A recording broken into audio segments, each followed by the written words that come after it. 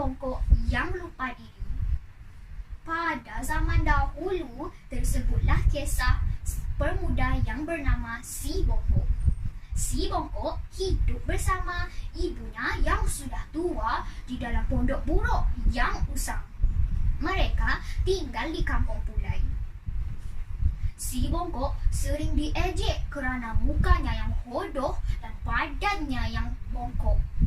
Ibu Si Bongkok berasa bersimpati dengan anaknya, tetapi dia menerima semua itu sebagai takdir. "Kenapalah dengan nasib kamu, Bongkok?" keluh ibunya. "Sudah nasib dan takdir saya, Ibu," jawab Si Bongkok. Tetapi Si Bongkok berasa amat gembira kerana mempunyai seorang ibu yang penyayang. "Ibu, Bongkok akan jadi manusia yang paling cantik di dalam dunia ini," kata Si Bongkok dengan penuh semangat. "Moga hasratmu termakbul, Bongkok," jawab ibunya. Pada suatu petang, Si Bongkok bersiar-siar di Pekan Pulai. Sekumpulan pemuda yang diketuai oleh Mat Derus telah mengepung Si Bongkok.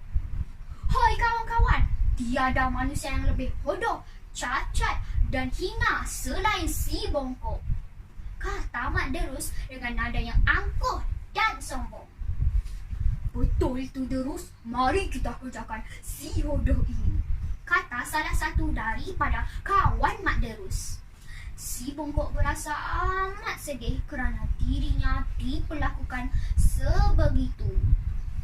Mat Derus dan kawan-kawannya memukul dan meludah ke arah Si Bongkok. Orang ramai di situ hanya mampu melihat nasib Si Bongkok kerana Mat Derus dan kawan-kawannya ialah sangseng kampung Pulai. Selepas mereka puas mengerjakan Si Bongkok, mereka terus pergi dari situ.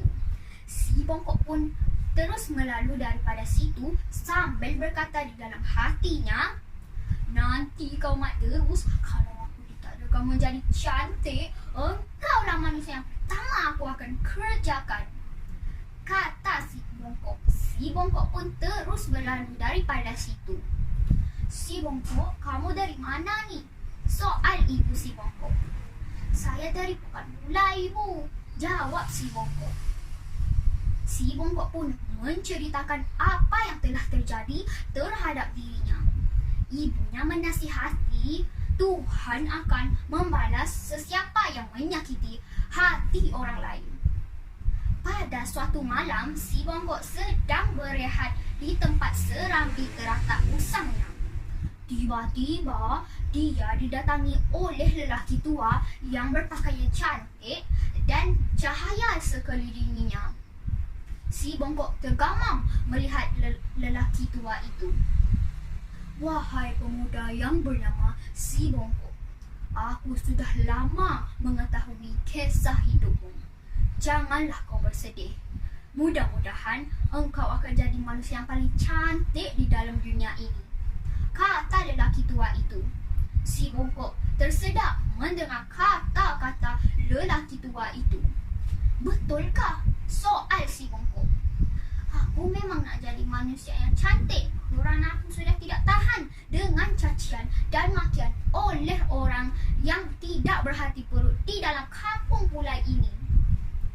"Senang sahaja, kamu hanya perlu mengikuti syarat-syarat ini." "Apa syarat-syaratnya?" soal Si Bongkok. "Syarat-syaratnya ialah apabila kamu sudah menjadi cantik, kamu tidak boleh menjadi sombong dan takbur. Kamu juga tidak boleh membalas dendam ke atas orang yang sudah menjadi jahat kepada kamu," tegas lelaki tua itu. Aku berjanji," kata Si Bongkok. "Jikalau kau melanggar syarat-syarat tadi, engkau akan menjadi manusia yang buruk dan cacat seperti sedia kala." Suara lelaki tua itu pun hilang. Si Bongkok pun tersedar dari lamunan tadi. Dia merasakan sesuatu yang pelik di dalam badannya. Dia merasa berdebar-debar. Dia terus pergi ke cermin yang digantung di dindingnya.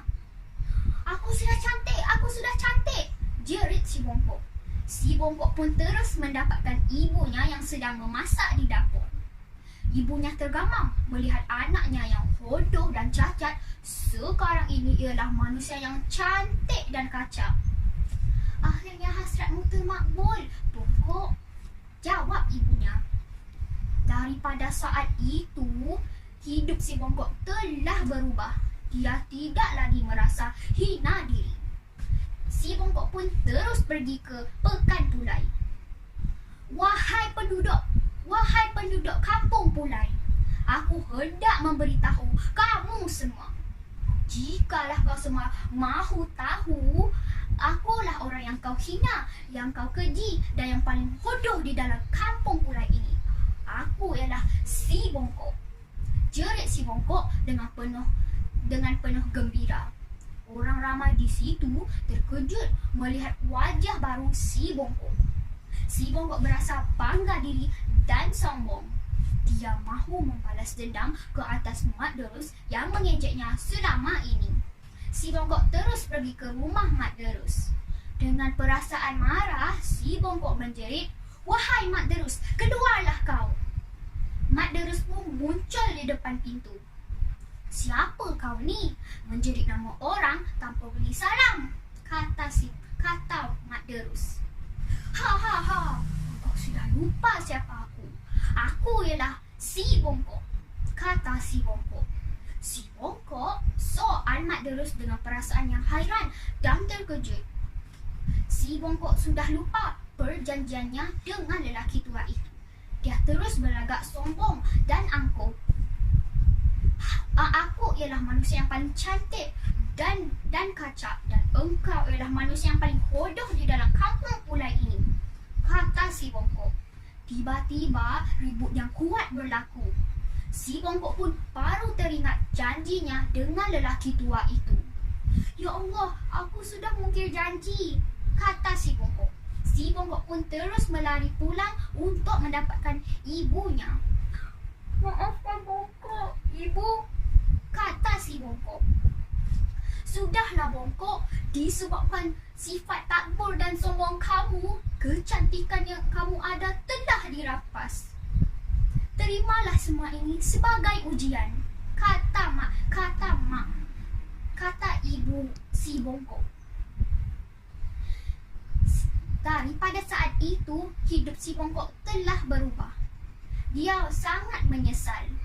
Pengajaran di dalam cerita ini ialah janganlah kita berlagak sombong dan takbur.